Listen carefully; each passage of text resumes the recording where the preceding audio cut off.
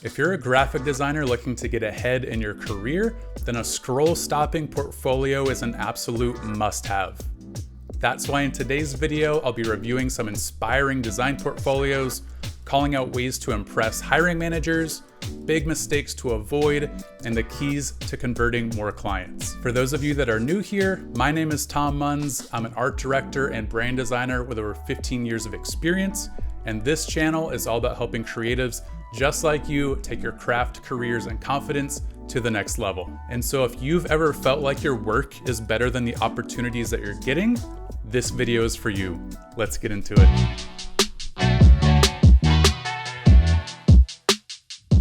All right, so this first portfolio we're taking a look at today is for Emmanuel. He is a brand designer and visual designer. First impression is that I really like this hero section you have here. These are some great photos of yourself. Obviously very professional. You look super friendly in them, so I think that's really helping make you relatable, someone that looks like that you're fun to work with. So I think that's working really nicely. I really like the callouts you have here, just saying designer, thinker, builder. So you're kind of saying that you're more of a problem solver. You're not just a pixel pusher. So I like to see that right off the jump. For this secondary text here in your hero, you say, of course, there's more to me than just a few words on a screen. Scroll down and get to know the person and perspective behind the work. While I like that that's very personable, I guess you could say, it's not really telling me a lot. It's kind of obvious that if I keep browsing your website, I'll learn more about you, right? So maybe that section there could be a little bit more impactful, talking about the value that you bring to your clients, who you like to work with. Something like that would probably be more valuable to a visitor of your website, instead of just encouraging them to explore the website, because I think that's a little bit obvious. I guess you could say that's why they're here, right? I think you could argue that, again, while this is a really beautiful hero, and I do really like what I'm seeing, it's maybe more so focused on you yourself instead of your work. And so that could potentially be something to think about, is maybe featuring more of your impact, more of your visuals, things that you've done. Adding some of those elements up here in that first thing that you see on your website could really drive home your skills as a designer and the value that you bring to a team. I like the subtle animations you have here as far as like animating on your thumbnails and the text. These thumbnails are really attractive, so you've done a great job of really thinking through how to make people want to click through to your projects. That's something that I think is incredibly important that some designers do miss out on, is that they spend a lot of time doing the work and making this really incredible case study and all these images, but the image that they choose for the thumbnail, the image that is arguably the most important one, they just kind of seem to choose one at random that maybe isn't the most high quality, or maybe it doesn't tell people enough about the project to make them want to learn more, or even at worst, the thumbnail might confuse people. They might not know what the project is about from the thumbnail, right? So I think these are really well done, where they're visually interesting. You're showing the work in context, as far as like, this brand concept is on credit cards. So I can understand what that project is about just from the thumbnail without any other text, right? So you've done a really nice job there. And then as far as the number of projects you have here, featuring 6 on the homepage is really nice. And then you give us the option to see more projects if we want to do a deeper dive. Something here that when I'm clicking through to see more of those projects, the content isn't loading on first load. And so that's a little bit disruptive, right? Where I'm guessing if I scroll down, they might load in. Yeah, so that animation isn't really working there. So I would make these automatically animate on when the person loads up the website, instead of having it be kind of confusing for people. Maybe they think it's broken, they might navigate away. Something that's interesting here is that the order of your projects has changed a bit from your homepage. So maybe that's something to think about, is the first project should be your strongest project, and then your second strongest project. People are more likely to click on the projects at the top of your project roll, right, of your case study list. And so here, the fact that some of these projects at the top of your list aren't on your homepage tells me that there's a disconnect there as far as the work you think is the strongest versus the work that you're featuring at the top. So I would bring those two into alignment just to make sure that your best projects are featured in the 1A slot, the 1B slot, So I really like this thumbnail you have here for Desturi. So I'm gonna click into this one. Let's check out this project. So I like that you're giving us a bit of a brief about the project at the very top here. So you tell us that this is a brand identity for a travel company offering bespoke journeys across Africa. You give us some background as far as where the name came from. So I think that's cool because that's going to educate the logo you come up with, the brand identity, some of those different touch points. So that's really nice to know. You tell us that adventure and discovery needed to sit comfortably alongside refinement and considered luxury. So that's a nice little insight there as well. So we can kind of see how those two things are going to interact with this brand identity. Those are two different ideas, luxury versus adventure. So it's going to be really interesting to see how you solved for that. So I love that you're giving us some of that background of your thought process, kind of the problem that you solved for this. Just from a typographical standpoint, these lines of type are maybe a little bit too long, which makes them a little bit challenging to read. I think if you kind of limited the length of each line, that would make it a bit more pleasant. And then you might even be able to break out some of this stuff into subsections as far as company overview, problem, goal, results, things like that, just to make it really easy for me to skim this information instead of having really long sentences and really long lines of text. Just make it really easy for people to kind of skim through this and get the high level information. Looking at the work, I love that it's not just the logo slapped on a lot of stuff. I see that a lot with different case studies where a designer did like a brand identity, they made a logo, and they just kind of start putting it on every mock-up that they can find without thinking through the larger brand, right? So here you're obviously selecting photography that really drives home the adventure side of it. All the images are kind of that brown, beige, green color palette. So you've done a really nice job of art directing that. You've done some copywriting here where we're seeing it come to life on ads, out of home. We're seeing it on phones, so we know it is responsive on mobile, stationary. So you're showing us a lot of different touch points here. And so I really like to see that you've thought through not just the logo identity, but really the full brand system. Something that would be really nice, since you've given us this background as far as like your thought process, it would be cool to see your thought process from a design standpoint as well, right? So we see all these beautiful finished products, which I love, but showing us like how you came up with that logo, what were the maybe like the sketches or the evolution of that. Show us like the color palette you came up with, maybe some shots of the brand guidelines. Really drive home that, again, in your intro, you talked about how you're a thinker, you're a problem solver. So taking that and really applying it to your case studies as well, where we can see that thinking come to life, right? Not just the finished products, but also how you got there, that journey. I think that is really something that would showcase more value for this case study. But again, I love the images that you have here. This is really professional work, really impressive way to show a full spectrum brand identity. You've done a great job of choosing your mock-ups and art directing them to make it all look cohesive. So awesome job with this one. And then down here at the bottom, I like that you're just making it easy for people to click through to that next project instead of making us go back to the homepage and find another project. You're just making it easy for me to click right here and just keep browsing your work. So that's a really nice UX best practice right there. So overall, I really love the portfolio. I love how clean it is. I love that when you're showing us those brand identities, that it's not just the logo. You've done a great job of showing off the scope of your expertise when it comes to designing an identity system and bringing that to life across all the different touch points of a brand. I think that's coming through loud and clear.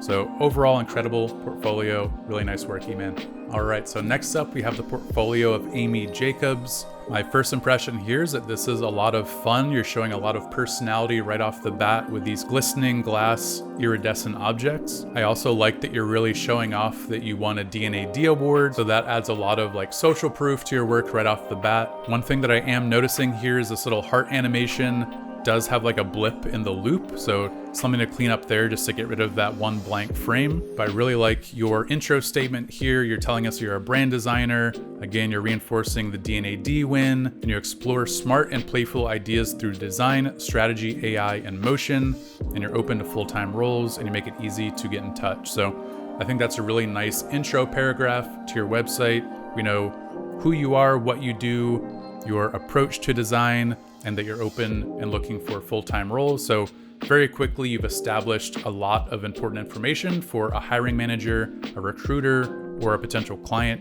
So that's a really nice intro that you have there. And then I also like the scroll you have going as far as kind of some of the disciplines that you work within, right? So brand strategy, motion design, branding, and identity. The one that kind of sticks out to me is Adobe Creative Suite. I would probably remove that one just because I think it's probably assumed that you use Adobe. Small nitpick there, but you could probably add something there that is a bit more impactful. Looking at your thumbnails, these are really fun and engaging. I love that you've added motion to them. They're still really crisp and high quality, so that's something that I see a lot of designers make that mistake, is they add motion and it's way too much motion to where it's distracting, or they're GIFs that have been really crunched down to where they become very grainy and JPEG-y and they're not very pleasant to look at. So this is an incredible job here, Amy, of using motion, making it subtle to where it catches your eye, but keeping it high quality, keeping it really crisp. So these are really well done thumbnails.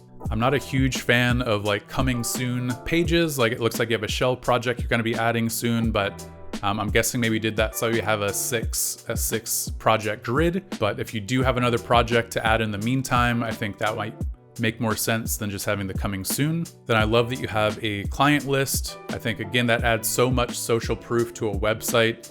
If you've worked with big names like Starbucks and Gymshark and Shell, then definitely tell people about that. Don't be shy about it. It's not bragging, you're just adding social proof to your website. So that's a really nice section there. And then down here in your footer, I love that you're kind of giving us some more information about you and your philosophy, saying that you're here to turn good ideas into visuals that people feel. So I love that you have a perspective to your work, making it easy to get into contact with you, again, reinforcing the let's work together button and your contact information. And then you're reinforcing those glass iridescent objects that we saw in the header, again, down at the bottom. So that's really a nice way to kind of put a bow on it and to wrap things up. So coming back up, let's take a look at one of your projects. I really like the case study format that you're using here as far as starting us off with the title, showing off a big, beautiful image that's going to get people engaged, make them want to keep scrolling. And then you've given us context by chunking down the problem, the solution, your involvement, deliverables. So hiring managers and clients can very quickly understand what this project is and what you did, but they don't have to sit here and read 10 paragraphs to understand it, right? This is also a really clever idea you had where it says you lose up to 40% of your taste buds in the sky. So this is a beverage that leans on umami and tomatoes to taste better at 30,000 feet. So that's a really clever product idea you had there. And so seeing that like clever rationale and having that context now makes me really excited to see the rest of this case study. It looks like there is maybe potentially an issue with like an image loading here on the left. I'm assuming maybe this is supposed to be a 2-up grid, but one is missing. These callouts here are a nice way to show off some of your thought process, some of the different pieces that you created, and showing them in that context on the actual can itself. And then I love that you're giving us brand values and traits. So it's not just about the visuals that you designed, it's not just about looking at the end product, but you're really showing us that you thought through the entire approach to the brand, right? Like what's driving those design decisions that you made. And so understanding the values that you came up with really helps us connect those dots. Then I love here that you're showing us that evolution of the design process to where you got to that final design. It does feel like some of these are pretty rough, which I know they are concepts, but even like the can mock-ups that you're using on some of them feel pretty low quality, I guess you could say. So maybe showing off some of this work isn't exactly putting your work in the best light. So I do love that you're showing us the concepts and how you got there, but maybe these could be refined and cleaned up a little bit just to make even the rough sketches, the rough presentation a little bit more refined. So down here, I like that you're kind of bringing the logo to life using motion. So it's not a static system. You've thought through how it can come to life with some animation here. Using this animation is also the first time that I've realized that like the O's kind of become like windows on a plane. I'm guessing that's maybe the intent there. So that's a really cool tie through with it being so focused on like in-flight beverage service. I like you're showing some video elements as well. I will say this video feels maybe a little bit dark and scary in some ways. Like I think the red liquid looks a little bit like blood, and then it's like a nighttime flight. So maybe it's a little bit ominous. I'm not sure if that's what you were going for there, but that's kind of the vibe that I'm getting. And then something here maybe holds like that O. I get that you expanded it to be like it's holding visually. Maybe that's an opportunity to drive home that 4-O motif that you have in the logo, maybe that could be used for the O's and holds. Something to think about there just to kind of drive home that motif that you've established. And I like this image that you've generated here showing us the can in context on a tray in a flight. So I think that's really helpful to show off the product where it's going to live. And it's great to see that you've even done some copywriting down here, come up with some campaigns for out-of-home advertising. So showing off that full 360 approach to a brand instead of just, again, the product, the logo. That stuff is the baseline, but what hiring managers and clients are really looking for is to see that brought to life across all the different touch points to show that you're solving those problems, that you're not just someone that designs logos, that you design full-on brand systems, right? And I love that you've put this one in the clouds. So even your mock-ups, you're not just taking like a nice looking mock-up and throwing it in here.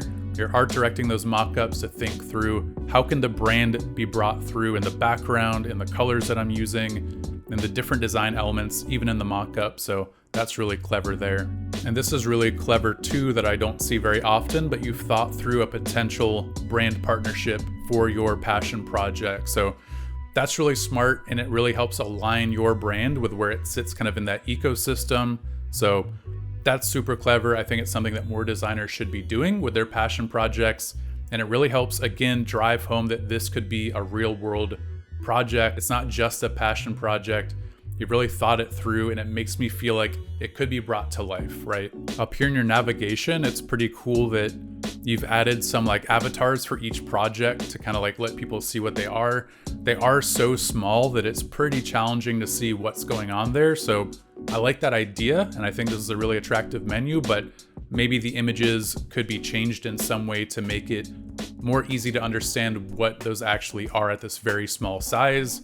Because right now you're kind of just using a full size image and smushing it down to be like 50 by 50 pixels. And so that is a little bit challenging to see what they actually are at this size. So really nice work, Amy. I think this is a portfolio that a lot of people can take a lot from. I think your case studies are really masterful as far as bringing something to life, really thinking through all those different touch points, all the different ways that you can showcase your thought process, your value to clients, that you really think through the full 360 scope of a project. I think that's coming through really strong. And I think this homepage is a great example of how to approach showcasing your work, telling people who you are, getting people to click through the thumbnails to make that attractive, to show off some social proof. So really well done, Amy. Really great portfolio. All right, so the next portfolio I'm gonna show you guys is actually my own personal design portfolio built using Framer, who is also the sponsor of today's video. So as you can see, when you load up the website, everything animates on kind of one by one very smoothly. That's something that I love about Framer, is that all the animations are built in. They feel very premium. You can control the easing yourself. So a lot of other tools out there, the animations are cheesy, they look cartoonish. So that's something that I really love about the tool. As far as the design, as you can see, I'm just starting off with some big, bold typography, talking about who I am and what I do. And then peeking above the fold, you can see I have my demo reel playing here. So showing off some of my work, showing off some of the brands that I've worked with. My hope is that people see this, clients, hiring managers, they see the work, they're drawn in, they like what they see, they want to keep scrolling. It encourages them to browse the case studies. So that's the goal there. As we come down, I'm giving you a little bit more context about myself, my approach, the sort of value that I drive for my clients.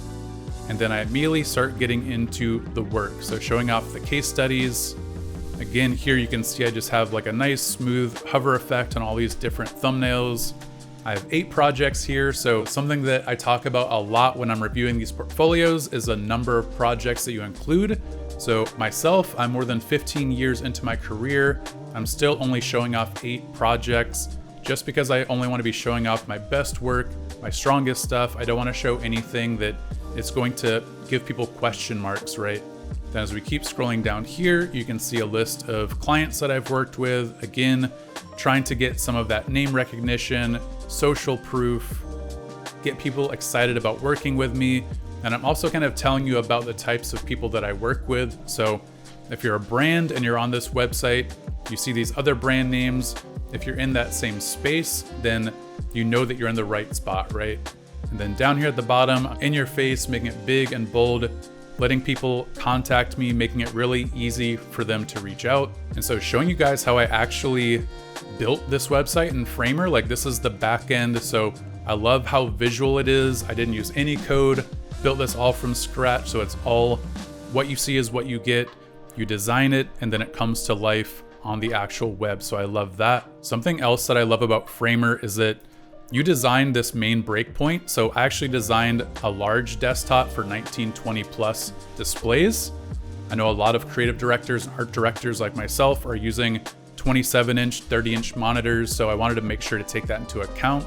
And so I designed that large breakpoint, and then Framer automatically designs all these other breakpoints for you. So you design a desktop website and now all of a sudden you have a tablet and a phone version ready to go. It's all responsive.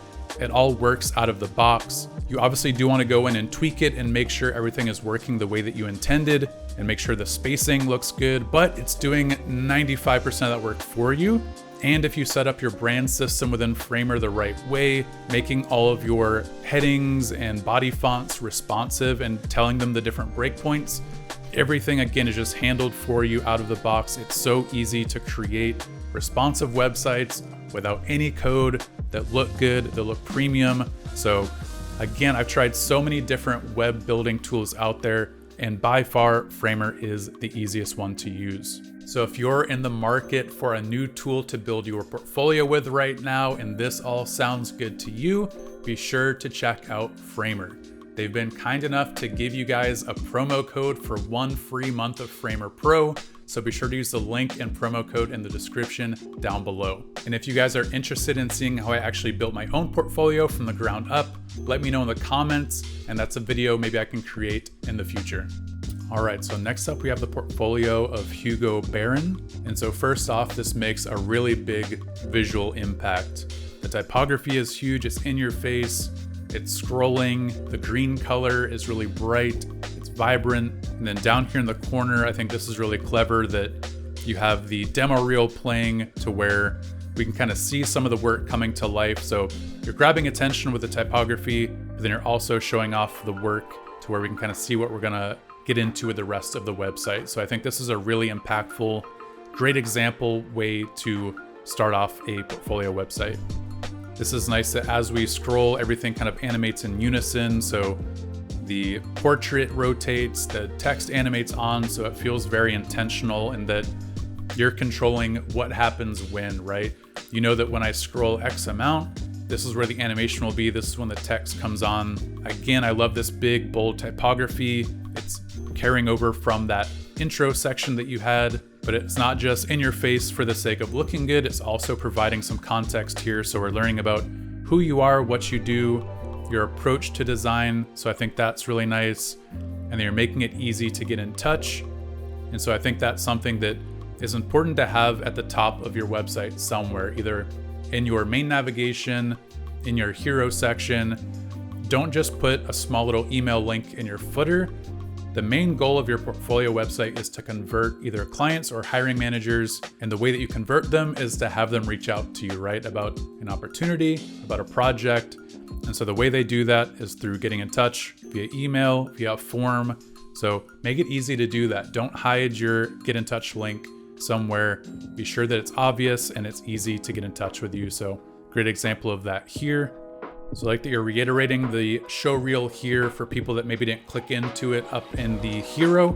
It's nice to reiterate it. I love that there's an on-scroll effect once again. Feels very premium. And even this hover state is nice to where it's a small micro interaction. It's a moment of delight. It just makes it feel like you've thought through all the different elements of the website. So that's another really nice touch there. And then I like that all of the selected works and case studies are also videos, right? You're a motion designer, you're a 3D designer, you're showing off that work the way that it lives. Whereas if you were only showing us the stills from the work, that's not really capturing the essence of what you do, right? So I think that's really smart to actually show off the videos, to show off the motion. That's doing your work justice, so that's really clever. And then as we scroll through the website, you're almost treating this like the way that I approach a case study, where you're drip feeding us more information about who you are, who you like to work with, what you do, what your approach is. So instead of just giving us like 2 paragraphs at the very start of the website, which would be too much, it would be overwhelming, you're drip feeding us more of that information as we go through the website. And so that makes it easy to make it visually interesting, like using different fonts that are impactful like you've done here, but also it makes it more likely that people are going to actually read them, right? If it's just a huge block of body copy, people are probably going to skip it to go look at the work. But when you design it like this, when you lay things out, drip feed the information, it makes it more likely to actually get the end result that you want, which is for people to read it and to understand it, right? As we scroll down, you have your client list, which again, it's great to add that social proof. Maybe you could argue this could be higher up on the portfolio just to kind of see some of these brand names with some of the big names that you do have in here a bit earlier on. That might help to add some more trust earlier in the process, but I do like the way that you have this. And then this is a really nice footer section down here that reveals itself. Again, it's using that same scrolling motif, the same big in-your-face font. So this really makes people want to reach out, to get excited about working with you. So this is a really nice way to get them to do that. So Hugo, I think this is a masterclass of how to make a portfolio that stands out, that's memorable. You clearly have a point of view. You have a very strong design style. You have an aesthetic. I think that all comes through not only in the portfolio, but in the work itself. And so I think this is really strong. When a client, a hiring manager comes here and they are a brand that is aligned with what you're doing, they immediately know that they're in the right place and they're going to be really excited to reach out and work with you. And you've made it easy to do that. So really great portfolio here. Okay, hope you're enjoying the portfolio reviews so far and getting a lot of value from them. If you are, please take a second to like this video, subscribe to the channel, and leave a comment down below letting me know what you want to see on the channel moving forward. As a small content creator, every engagement counts, so I really appreciate it. For those of you that want to take it a step further, be sure to visit artfulruckus.com where you can download a free perfect portfolio checklist. And while you're there, be sure to check out the shop as well. I have some design resources in there, and you can also book a one-on-one portfolio review with yours truly. All right, enough of that. Let's get back to the reviews. Okay, next up, we've got the portfolio of Pedro Bravo. And immediately you have so much character with this little animation of yourself here, so that's really fun to see. I do wish that it looped instead of having this like breakpoint at the end. I think that would be something that's fairly easy to do that would make it a little bit less disruptive. With it being such a short animation, people are gonna see the seam at the end there, so I would suggest making that loop, but I love the character, the claymation style, that's really unique and a lot of fun. Beyond that, I love that you're just starting us off with that social proof. You have some really big names in your client list, so I think it's really smart to kick off with that. And then this is really cool too, that you're kind of giving us some metrics off the bat here. 2 patents earned through innovative problem solving. That's something really unique that not a lot of graphic designers have, are like actual patents that have come as a result of your thinking and problem solving. So that's really clever to kick off with there, and a really unique value proposition, right? And then this is nice that you're giving us some more context here as well about who you are, how long you've been doing this, who you work with. That's really nice. I do think maybe you could use some more white space here. All of these different sections are all kind of like different fonts and font sizes and colors and treatments, and they're all very close together. So maybe using a bit more of a limited approach to your typography and the styles that you're using, and also giving us some more white space to let it breathe would help that feel a little bit less chaotic. But I do like all the content that you have here. I think that same thing is happening a little bit up here in your main nav. So all of these different navigation menu items are all very close together, and they're all kind of equidistant. And so that's not establishing a lot of hierarchy. So using some spacing between the different things. So maybe your name has some more spacing between it and the menu. Maybe Let's Talk is a button that is called out a bit more if that's your main CTA. I think adding some hierarchy to your navigation could also help out a little bit. Then down here, you've got your demo reel, which is great, but it looks like it auto plays. And so if someone does spend more than 40 seconds up here at the top, then by the time I come down to your demo reel, it's already finished playing and it looks like maybe it's a broken video. So I would be sure to set that to loop just to make sure people don't miss it. But I love the idea of starting off with a demo reel, showing your work in motion, getting people really excited about it. I think that's really smart. And I do like what I'm seeing here as far as like your actual work in the reel. So I think that's working really well. Coming down to your case studies here, I like that you have a very visible like hover effect. I like that you're using a little bit of motion, not too much, but a few of these thumbnails have motion to draw you in. I think that's working really well. It's odd to me that only this project seems to be a black highlight color, whereas everything else is orange. So that feels like a mistake to me. So I would just double check that everything is kind of working the way that you intend it to, if that is a mistake. And this is pretty clever to give us the drop down of your education and experience. So it's not taking up too much of the homepage, but if someone does want to sit here and kind of look through your short resume, I think that's a clever way to do this while still keeping it hidden. And then down here at the bottom, this is fun that you're again like driving home that little claymation animation, and you have all of your links here to make it easy to get around. And so I think one thing that you could maybe do to improve here is again, just make that CTA of your email, get in touch, make that into a button, make it really easy for people to get in touch with you to start a project, to inquire about a job, things like that. So that could be one small improvement there. As far as your work goes, let's check out this first project you have here for the win. So this is a visually interesting like scroll effect. I like the big typography. It's maybe a little bit odd that it's so close together. So design and print read as one word, but then print design still has a space. So maybe the spacing could use some love there just to kind of make it read the way that you intend. I love the big image here that you're kicking things off with. And then I love that you're breaking out the context into goal, execution, and the challenge. So you're making it easy to read, that it's chunked down. There is some funkiness going on here with like your alignment.